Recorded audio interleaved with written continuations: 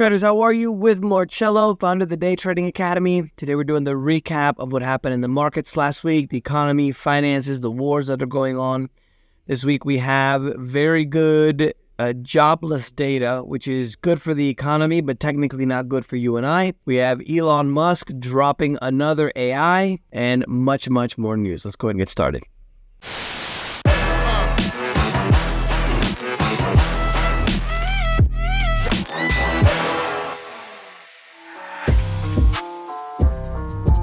Overall this week, the stocks in the United States mostly positive. The only ones that didn't go positive in North America was Canada. We had a very good piece of jobless claims news. Basically, that means that the people that are applying for jobless claims for the first time actually went down.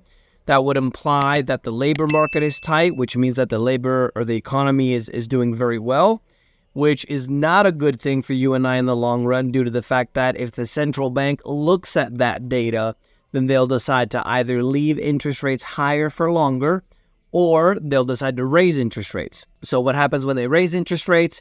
Remember that the economy in the U.S., for example, is almost 70% consumer spending, and the higher interest rates go up, the more expensive everything becomes, right? So that's why it's not a good thing at all for the economy, because if almost 70% of the economy starts to shut down because people are spending less money on top of the situation with inflation, for example, that means the economy is going to literally just walk into a recession or possibly a depression. Markets in overseas markets, the European markets were mostly mixed. Looking here at the numbers, looks like we have the DAX in Germany being one of the only winners. Latin American stocks are mostly mixed. The Merval in Argentina was the biggest positive there. Africa and the Middle East was mixed as well, with Egypt going up over 7%. And then in the far, far east, Asia, Thailand, that whole area, Thailand was the biggest winner there. Crypto news, there was another hack in an exchange called Polionex. They actually sold $125 million, and the controversial owner, which is Justin's son, offered a bounty of 5% to return the funds. So this is the logic behind it, right? So they steal your money and then you offer them reward to give you your money back. Don't doubt that they'll probably try to steal your money again because they just get paid for free. Robinhood, if you guys don't know about Robinhood, I think it's one of the biggest scams in the industry and actually one of the companies that actually, in my opinion, destroyed Wall Street. For the big guy, obviously, right? They steal money from you and I little by little with high-frequency trading, for example, and then they give it to the big guys, which is, for example, Citadel, one of the biggest hedge funds in the world. Their stock fell over 14% after they missed the Q3 revenue expectations. They also reported a lower amount of active users on the platform. This initially began with the whole crypto collapse because they were making huge amounts of money before they went public. Before they went public, they just had a huge amount of money sloshing around just like everybody else when it came to crypto. But they just recently reported about 60% fall of active users. And sorry for the sound. I didn't bring my camera with me, but I'm in a rural place here in Colombia, so the lighting might not be perfect, but we'll get through it together. Bitcoin went up 0.7% as of Saturday morning. It's just over 37,000. Obviously, there's a situation where there's a lot of uncertainty about what's going to be happening in the world right now, especially with the war in the Middle East. So that's why the Bitcoin has been rising little by little along with the others. Commodities, there's a big problem with the Mississippi River. The U.S. wheat shipments have dropped to its lowest ever. If you guys don't know, the Mississippi River is kind of right in the middle of the United States, a little bit to the right, but a little kind of right in the middle. And, 60, 70, 80% of all the rivers actually go into that river. So if they can't transport the wheat anymore, that's a big, big problem. And more people, countries around the world are starting to rely on other big players, for example, like Brazil. And that's not a good thing because that takes away American industry, if you are American, obviously. So the wheat exports have plunged to a 20-year low. And crude futures gained another 1% on Monday after Russia and Saudi Arabia reiterated they're going to continue with their 1 million barrels per day voluntary cut through 2023. Aramco, which is the state-owned oil company of Saudi Arabia, they went down 23% in profit in Q3. They're down to just $32.6 billion in profit for the third quarter. And it's a large decline in the impact, obviously, of lower crude as well. I say obviously a lot, don't I? Keep that in mind. Oil plunged to its 3-month low this week. Weaker trade data from China, in addition to the situation in the Middle East. We have a situation now where we are even though we have some good economic data, it's not really that good. And the economic data that's coming out of Europe is definitely not good. And so we have a situation where there's going to be a lot less demand or expected demand due to what's happening in the economy worldwide. And on top of that, there was an expectation of what was going to happen with the Middle East war. And since it hasn't expanded outside of Israel and Gaza, at least not yet, that's why oil has started to come down quite a bit. U.S. crude went down by over 4% to just over $77, while the international crude, which is Brent, went down over 4% to 81.43. Congo, which is a landlocked Central African nation, officially called the Democratic Republic of Congo. They're a huge mining spot, especially for cobalt. Cobalt goes into a lot of the renewable, EV batteries, your phone, for example. If I'm not mistaken, a vast majority of the cobalt comes out of Congo. There's a strike now that they want to be paid an extra $700 per journey, according to Danger Pay. So the shippers of all these minerals want to be able to get extra pay, and they're essentially on strike, which in the long scheme of things could affect prices worldwide, because if they're shipping the world's majority of cobalt and even other things like copper, and they're just not shipping anymore because of the strike, then, prices are going to go up, obviously. Stockpiles of premium coffee beans of the world's largest Arabica in Spanish exchange plummeted to lowest levels since 1999. There's a loophole that they're actually changing that's being shut down this week. So generally, if the inventories went down by so much, for example, right now they went down by 20%, generally that would imply an increase in the price of coffee, because if the inventories are low, that means that it's less available. Less available means the prices go up, right? Supply and demand. But there's a situation now where the only thing that's happening is that they're closing a loophole where people were taking the old coffee that was sitting on the exchange in the inventories, they would take it out and then they would resubmit it to make it seem like it's fresh coffee. But they're actually closing that loophole, which is good for you and I, because we'll probably be getting fresher coffee. But that's essentially what's happening on the exchange. Gold and silver went down by quite a bit. Gold went down by 2.75% to $1,939.70, while silver went down by over 4% to $22.37. This is again a situation where there's a lot less uncertainty about what's going on in the Middle East. And since it hasn't expanded to a bigger war, let's say outside of Gaza and Israel yet, that gives it a lot of expectation that maybe that won't happen, and that's why gold and silver went down this week. In financial and banking news, the Chinese central bank reported the consumers' prices. They fell in October. That means that the Chinese economy is struggling with an uneven post-COVID production. The production declines, or the production... And sorry if you guys can hear it sounded... I don't know if you guys can hear that, but it sounded really bad. The production in China as well went down by 2.6%. So it's a 13th straight month that the production and the CPI has actually gone down in China. Central Bank in Australia decided to leave its rates a bit higher at 25 basis points higher at 4.35%. And UK house prices rose by 1.1% in September following 6 months of declines.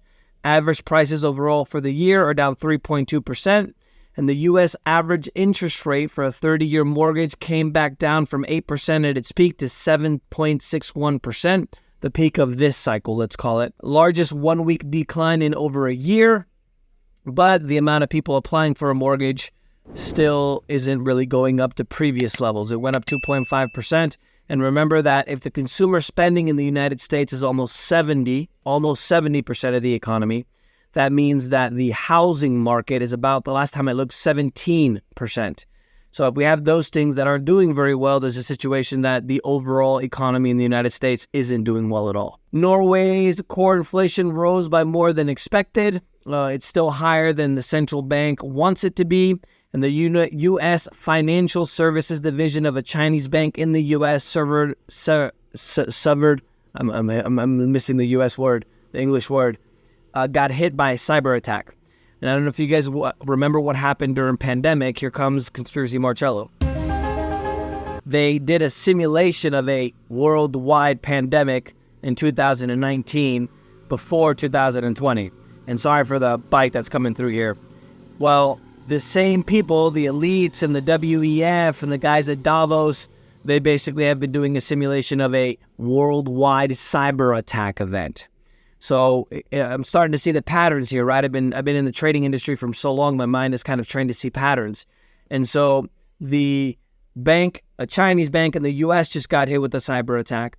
Australia's second largest port also got hit with a cyber attack. They had to close. You can see kind of things are starting to move in that space. What'll probably happen is we'll have, like a 30-day cyber attack where everything shuts down, and then all of a sudden when everything's reactivated again, you'll have a credit score, you'll have digital money, the government coins, and you'll only be allowed to buy one piece of meat a week. Yay for progress. The political news, Spain's right-wing Vox co-founder was shot in the face on his way to a protest. Right now in Spain, there's a lot of protests in regards to the socialist government trying to take over power in the government. And Putin, 71 years old, has decided to run in the next March presidential election. He's been in power now, longest serving president than any other president in the history of Russia, including Joseph Stalin. And remember Stalin, and I'm saying this for a reason, some of you guys will get it. Stalin is the one that says, it doesn't matter who votes, it matters who counts the votes. Remember that. Economic news, business activity in Japan expanded further, but at the softest pace this year. German industrial production fell by more than expected in September. Those are the third and fourth largest economies showing drops, even though there was expansion in Japan. They're showing a drop in the velocity of the industrial production. Remember that Germany is the fourth largest economy in the world, by far the biggest in Europe, and they produce quite a bit of things. New data showed that the Italian industrial output as well was flat in September. This is now showing a reflection of the overall weakness of the European economy. And the UK economy was flatlined in quarter three as the GDP showed no growth at all. So Europe as a whole, by the way, the United States is the largest economy in the world still. America, we're back-to-back World War champs, baby. Then we have China being number 2, and then Europe as a whole, the Eurozone, even though it's not one country, let's say, but they're an economic bloc, they're actually the third largest in the world.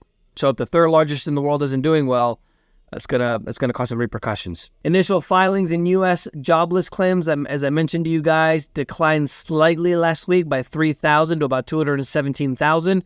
Again, good number for the economy, because if less people are applying for unemployment, that's a good thing, but not good for you and I, because it's most likely going to affect the economy in a negative way, with the central bank either increasing rates or continuing to leave rates higher for longer. Corporate news.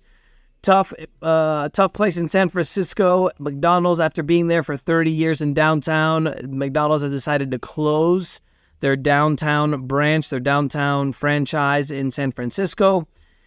And Dish Network fell by over 37% after they reported good revenue, $3.7 billion, but they had an absolute crash in subscriber growth. Everybody now is watching on their phones. Obviously, nobody wants cable anymore. Disney rose almost 7% after they expanded their cost-cutting measures to $2 billion. They want to reduce costs by $2 billion. They reported better than expected third quarter earnings, but did fall short of expectations. And Japan's SoftBank, which is a hedge fund of sorts, plunged almost 8% after they lost $6.2 billion. This is a company that invested in companies like WeWork and given billions after billions after billions of dollars. And as you guys know, if you watched last week, WeWork actually is going into bankruptcy. Virgin Galactic, the company owned by Richard Branson, founded by Richard Branson. If I'm not mistaken, they sell tickets to go to space for $150,000. I think they raised that to $250,000. So if you have that lying around to go to space, feel free to buy a ticket with Virgin Galactic. But they lost $104.6 million in quarter four, but their amount of revenue is increasing, and they're actually looking to get a second ship to be able to send into space outside of the only one that they have right now. Not a lot of news in the trade news. In technology, Google's experimental chatbot Bard, which is their artificial intelligence AI, said in a conference that they're looking to develop new product lines to attract over 2 billion users. And Elon Musk decided to open his own AI called Grok. I don't know exactly how you pronounce it, but super funny. It's sarcastic, it's ironic, and most important of all, it's not woke. Croatian superstar company Rimac set a world record for driving 174 miles an hour backwards. For those of you guys watching overseas, it's about 250 kilometers per hour. And an interesting fact this week, a remarkably well-preserved 2,700-year-old Assyrian lamassu was found in northern Iraq, 12.5 feet tall, that's almost 4 meters, and 18 tons. You guys should look this up because it's really impressive. And if you ever go to London, definitely go to the British Museum because all of the artifacts that they've stolen around the world, it's really impressive to see. That's the news for this week, guys. Remember to subscribe. Don't forget to leave your comments. And remember, the preppers are right.